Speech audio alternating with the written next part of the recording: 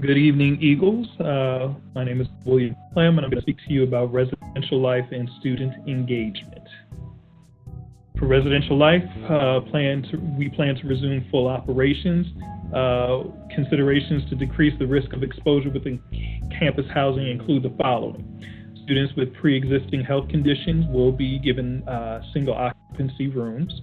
Roommates and suite mates will be considered as a family unit. So in other facilities, so let's say if you have a roommate, that's like being in the same space with your mother or your father or your brothers or sisters, but when you're outside of your rooms, you're expected to comply with social distancing and give 6 feet spacing. Reducing the numbers of residents in traditional residence halls. For those who don't understand, traditional residence halls are the residence halls where the restroom is down the hallway. Reducing the occupancy for community bathrooms while increasing cleaning and frequency. So those community bathrooms that our housekeeping staff has access to, they will be cleaning those on a regular basis. Frequent reminders about proper hand and hygiene, hand sanitation, and keeping your hands clean to prevent the spread of COVID-19. Visitation will be suspended for the fall semester with the exception of parents and guardians. So that, just for clarity purposes, that means that no one from off campus will be able to come to visit you. No one will be able to visit between Chisley and New Res. All visitation is suspended. Parents and guardians will be able to visit students. However, there will be a process, an appointment or sign-up process for that, because we need to track who's coming in on campus just in case there's a instance of COVID on campus.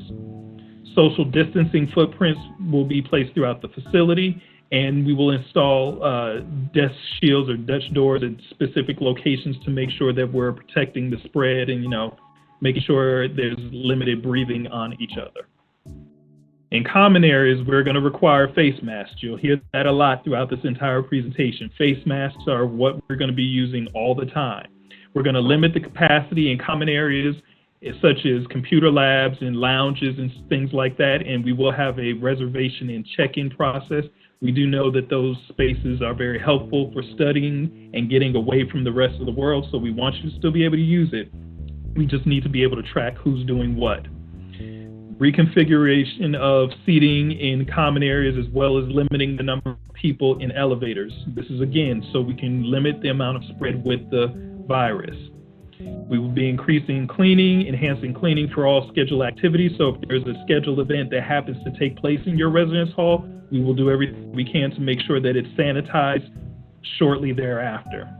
And lastly, we will be removing a lot of the high-touch items, such as, magazine racks, those pens that we like to just grab from the front desk and things like that.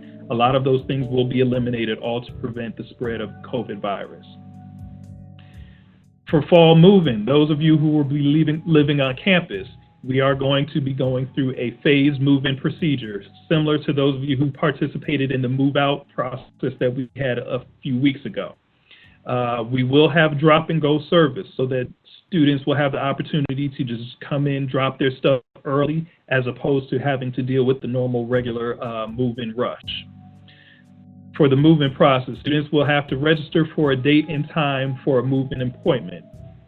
Move-in in the halls will be done by floors with a limit of 10 persons on one floor at one time. Students will be allowed to have one helper to assist. So you may come 5 deep in a car, but only one other person will be allowed to go into the residence hall with you. All individuals will need to complete a health screening in advance, so we will have a checkpoint at the Latham parking deck where you will go before you proceed to your residence hall, and we will complete the health screening there. You will be required to wear face coverings the whole time.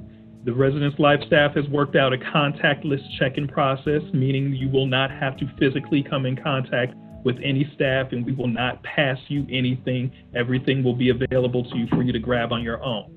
And as always, high-touch areas will be cleaned on a regular basis. Move-in this year, because of the scheduling process, it's going to take a lot longer, so the move-in process will begin August 4th and will continue all the way through August 23rd. First-year students and early arrival populations are scheduled to move in starting August 4th through August 14th. So if you're a first-year student or a transfer student moving on campus, you will be moving in during that time. Students assigned to George Street and Alston Avenue, those are our new residence halls that will be coming online. You will not be able to move in until August 17th through the 23rd. Students assigned to other residence halls will make appointments for move-in through that August 4th all the way to August 23rd period. So we will get those dates narrowed down, but there will be additional information coming out next week about the move-in process for you all. If you're a residential student, we do have a situation where there's potential exposure to COVID or someone is showing symptoms of COVID. We do have an isolation and quarantine protocol. Martha Street Apartments has been identified as the quarantine isolation location. Each room in the Martha Street Apartments has its own bathroom, and it will be stocked with the necessary items in there to maintain your health and sanitized space. We will have thermometers, sanitizing wipes, tissues, and things of that nature. Spaces will be labeled externally on the apartments to let people know that there's restricted access, and so no other people are accidentally walking in. Counseling services and the Office of Spiritual Development and Dialogue will be available remotely. We know this is going to be a tough time for anyone who's dealing with this isolation. We will have the necessary support in place to make sure that you're staying healthy mentally, physically, and spiritually. Transportation services will be made available to help you get to the necessary medical care as needed.